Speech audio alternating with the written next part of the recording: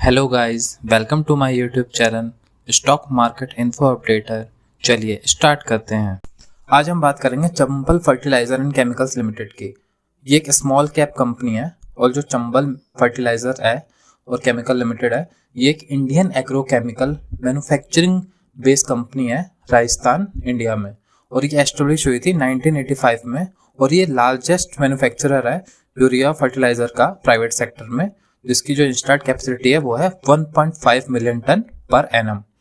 जो company cater करती है नीड ऑफ द फार्मर्स, जो किसानों की नीड है फर्टिलाइजर की 10 स्टेट्स में, northern, eastern, central and western region के इंडिया के। और ये लीड फर्टिलाइजर सप्लायर है कौन से स्टेट में? राजस्थान, मध्य प्रदेश, पंजाब एंड हरियाणा में। चलिए आगे देखते हैं।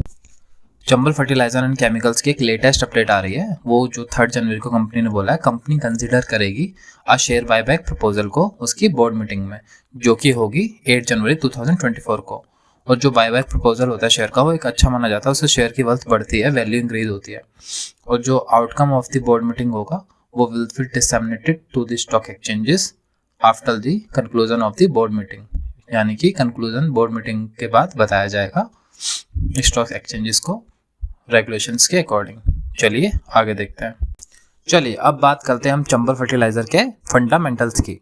अगर हम इसके मार्केट कैप की बात करें, जैसे कि स्मॉल कैप कंपनी है तो इसका मार्केट कैप है 16,092 करोड़।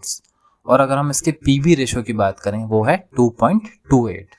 और वहीं अगर पीई रेशो देखें वो है 14.14।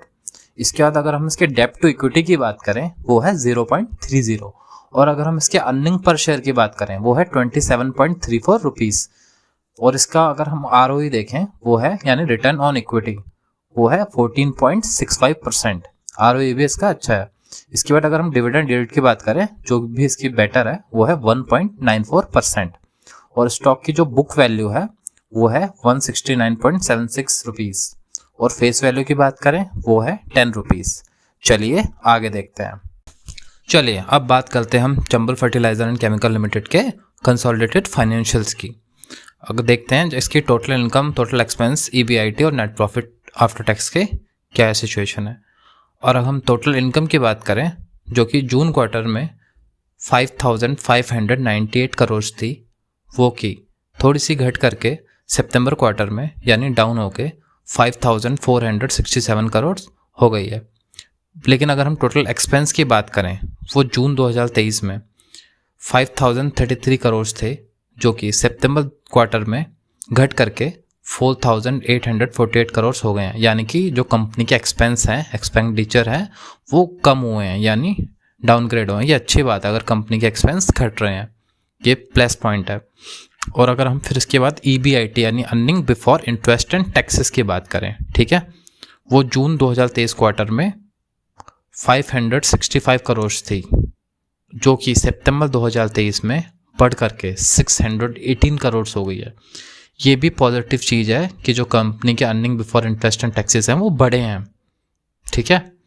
इसके बाद अगर हम नेट प्रॉफिट आफ्टर टैक्स की बात करें वो जून 2023 क्वार्टर में 333 करोड़ थे, जो कि सितंबर 2023 क्वार्टर में बढ़ करके 372 करोड़ हो गए हैं। यानी कि कंपनी का नेट प्रॉफिट आफ्टर टैक्स भी बढ़ा है। तो यहाँ की देखें हम, इसके जो फाइनेंशियल्स हैं वो काफ़ी अच्छे हैं और कंपनी काफ़ी अच्छा परफॉर्म कर रही है लग रहा है। चलिए आगे देखते हैं। चलिए अब हम बात करेंगे Chambal fertiliser and chemicals limited के शेयर होल्डिंग पैटर्न की। अगर हम प्रमोटर की बात करें, इनकी होल्डिंग जून क्वार्टर में 60.56% थी, जिसमें से जो प्लेस था वो था 26.43%।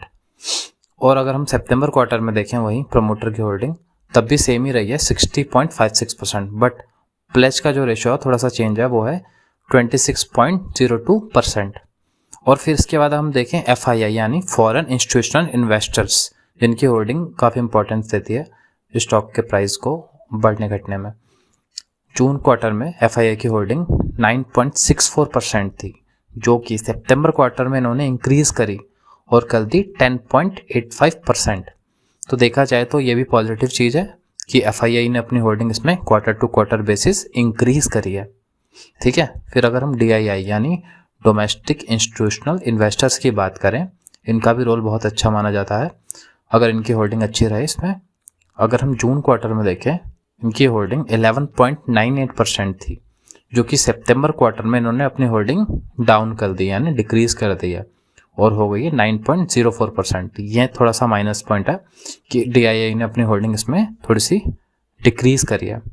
ठीक है, फिर अगर हम पब्लिक की होल्डिंग की बात करें, उनकी होल्डिंग जून क्वार्टर में 17.82% थी, जो कि सितंबर क्वार्टर में बढ़ करके 19.55% हो गई है।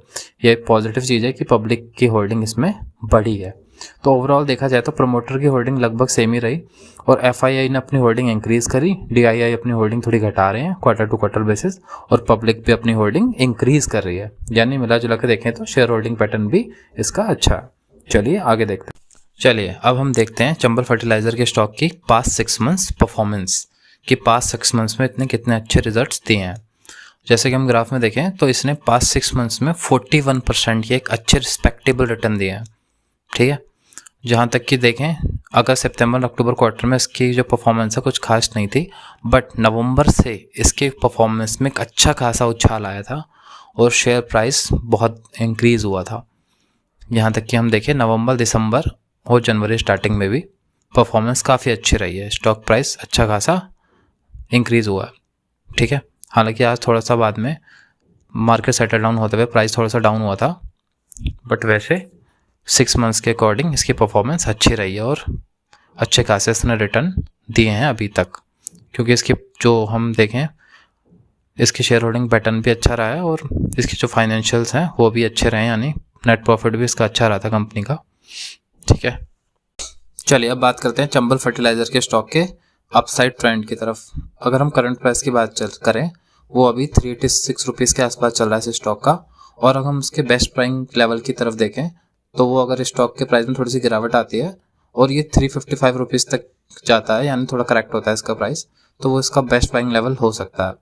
और अगर हम इसके अपसाइड ट्रेंड की बात करें, अगर ये स्टॉक ब्रेक करता है, यानी आगे की तरफ दौड़ता है और ब्रेक करता है 408 रुपीज़ के लेवल को, तो जो इसके पॉसिबल अपसाइड लेवल हो सकते हैं लॉन्ग टर्म में वो 440 रुपीज़ तक भी जा सकते हैं।